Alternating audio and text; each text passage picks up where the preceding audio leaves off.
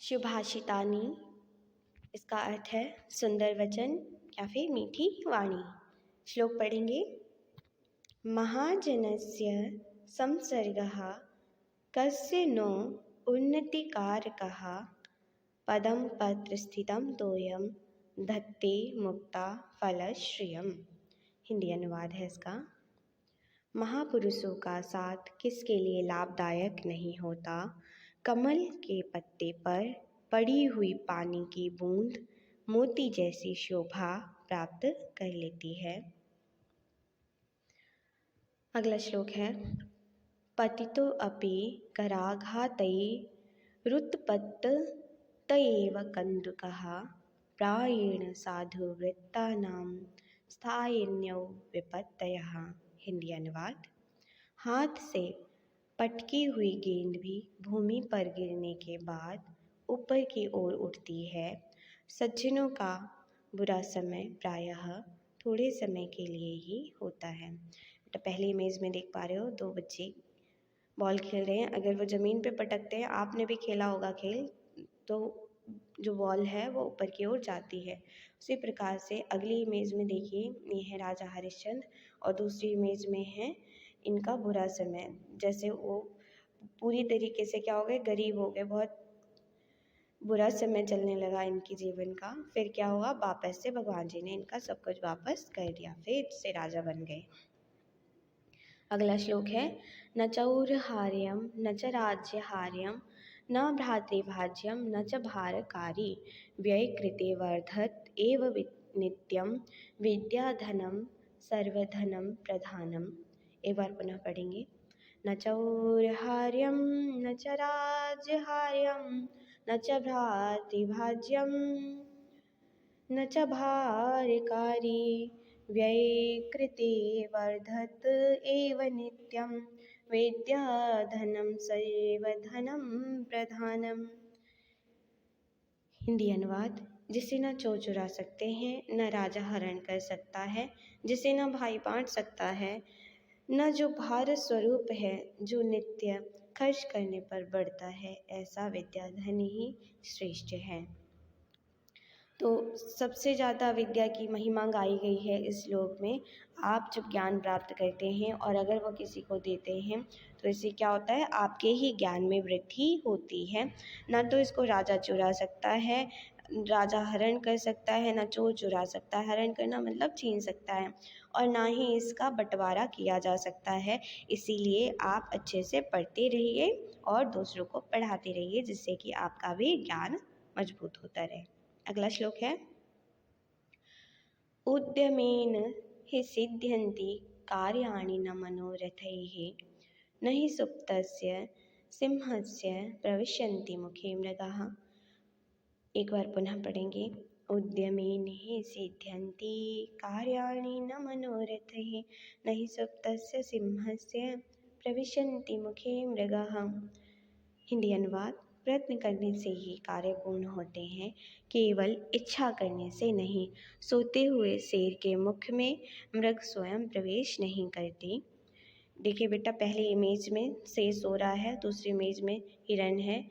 तो क्या हिरण खुद मरने के लिए पहुंच जाएगा बिना इसके शेर के प्रयास किए? तो जब शेर इसको पकड़ेगा तभी तो इसको मार सकता है। अगली इमेज है बेटा दशरथ माझी जी की, जिन्होंने एक अपनी मेहनत करके एक बहुत बड़े पहाड़ को काट कर रास्ता बनाया और बहुत लंबे समय को थोड़े समय में ही पूरा किया जा सकता है, जिससे कि गांव के बहुत सारे लोगों को भी लाभ होने लगा। तो इसीलिए हमें मेहनत करनी चाहिए और अच्छे से पढ़ना चाहिए। अगला श्लोक है। सत्यम ब्रूयात प्रियम ब्रूयात न ब्रूयात सत्यम अप्रियम प्रियम च नानृतं ब्रूयात एषः धर्मः सनातनः। तो हिंदी अनुवाद है इसका। सत्य बोलो, प्रिय बोलो, अप्रिय सत्य मत बोलो, प्रिय और असत्य मत बोलो, ऐसी सनातन रीति है। कहने का तात्पर्य है कि सत्य हमें बोलना चाहिए, प्रिय बोलना चाहिए, मधुर बोलना चाहिए, और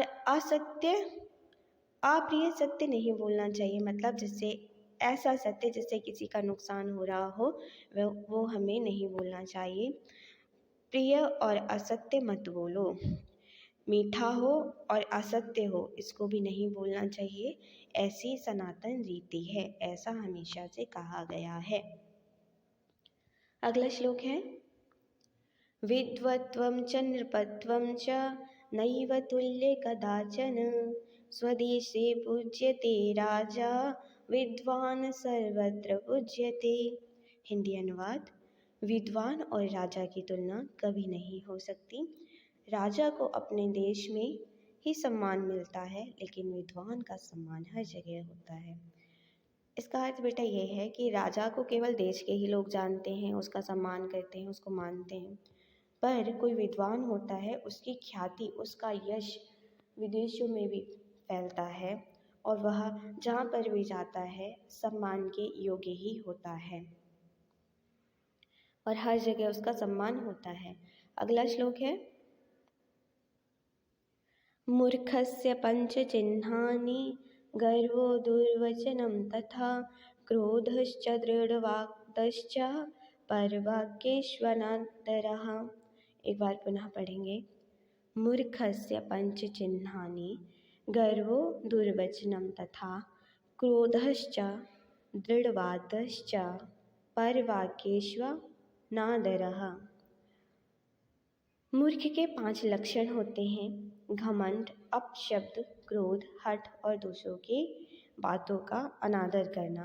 देखिए बेटा, जब हम घमंड करते हैं तो इसमें हमारा ही नुकसान होता है, या हम किसी को अपशब्द कहते हैं, क्रोध करते हैं, या हम किसी बात के लिए हट कर लेते हैं, तो हमें अपने माता पिता की बात माननी चाहिए और पढ़ना चाहिए। ठीक है। अगला श्लोक है अष्टौ गुणा पुरुषं दीप्यन्ति प्रज्ञा सुशीलत्वदमौ